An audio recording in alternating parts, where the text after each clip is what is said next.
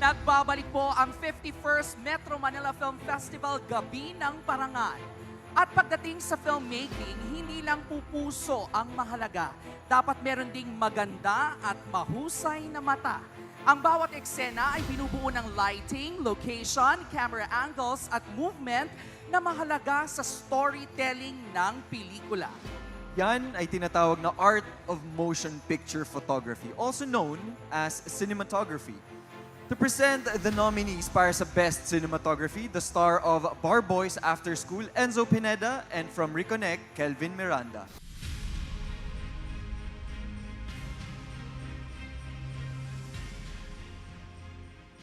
Hello po, good evening. It's a pleasure to be here.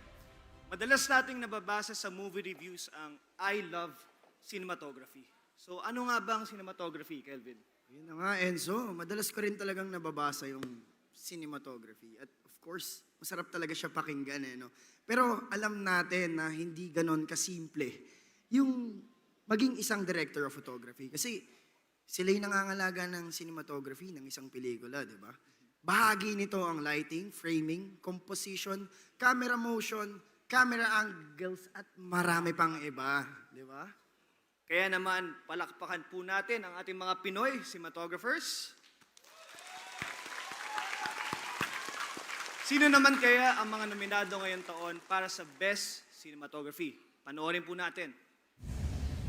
Ang mga nominado para sa Best Cinematography: Carlo Canlas Mendoza for Call Me Mother, Cara Moreno for Unmarried, Zach Sisip for Love You So Bad, Raymond Red for Manila's Finest, Moises Z, Mark Joshua Tirona, and Romel Andreo Sales for Shake, Rattle and Roll Evil Origins. Ang mga nominado para sa Best Cinematography: Ito na nga ang pinakahihintay natin ngayong gabi. And the winner for Best Cinematography is... Manila's Finest, Raymond Red! Congratulations! Presenting the trophy is MMFF Board of Juror, Mr. John Brian Diamante.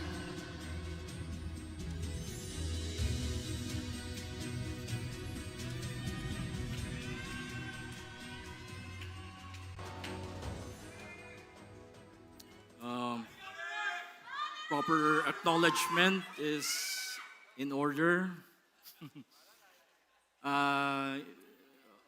First of all, syempre, thank you sa producers, sa MQuest, sa Spring Films. They put their trust in me. I don't know if you know the backstory of this. I was supposed to be just the cinematographer. So, I've arrived already with this award. So, thank you so much. Kailangan ko pasalamatan yung buong team, the production staff, lahat sila nag-contribute sa cinematography, the production design, the wardrobe, the makeup, no? And yung team ko sa cinematography, maswerte ako, yung kinuha ko yung mga dati kong estudyante na ngayon, cinematographers themselves, no? Sila Arvin, sila Malay, sila Jethro, 35 years kong gaffer, si Uncle Johnny, si Roy Apuyan, my 35-year focus puller. Napaka-dedicated nila, so naisama ko sila dito sa film na to. So salamat sa lahat ng tumulong sa production. Thank you. Once again, congratulations, Manila's Finest, Best Cinematography. Congratulations. Pumunta naman tayo sa next awards. And here to present the nominees for Best Child Performer, from Manila's Finest, Ashton Olviga, and from I'm Perfect, Sejan Haranilia.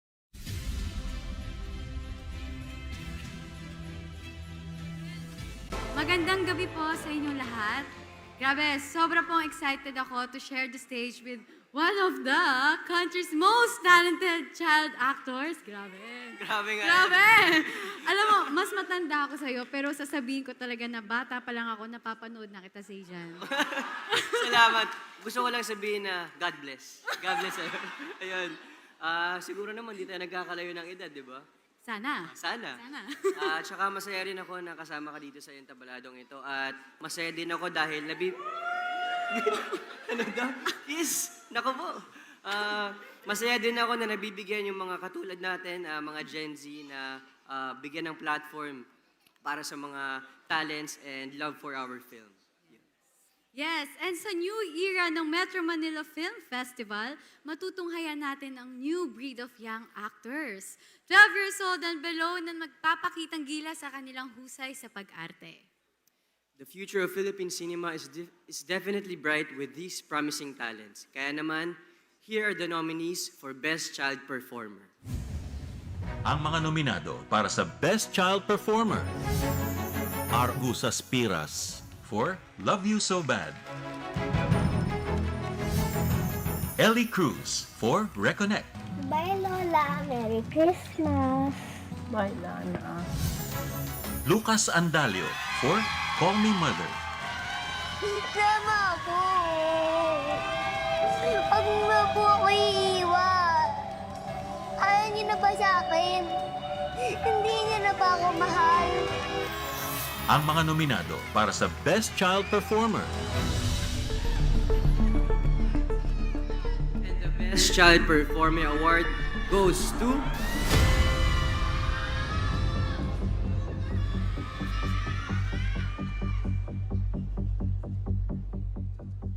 Call Me Mother, Lucas Andalio.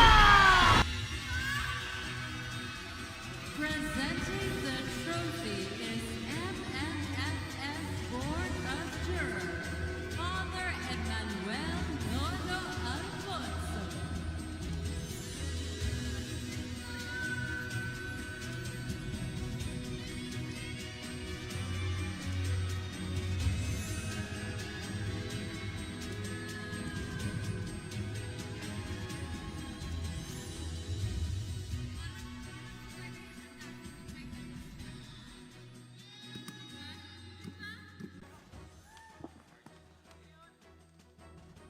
Una po sa lahat, salamat po kay God nga binigyan niya po na napakagandang talent.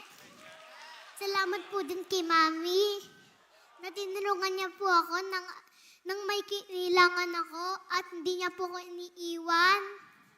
At salamat po din sa lahat ng buo ng Call Me Mother, especially Idea First, Star Cinema, and Viva Films.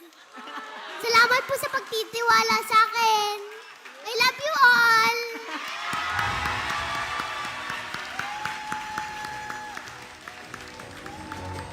What a wholesome moment tonight and what a well-deserved award. Congratulations, Lucas.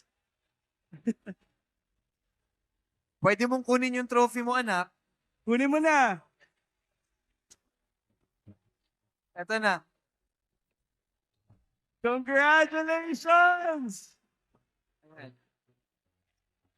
Join us here, Lucas. Congrats once again.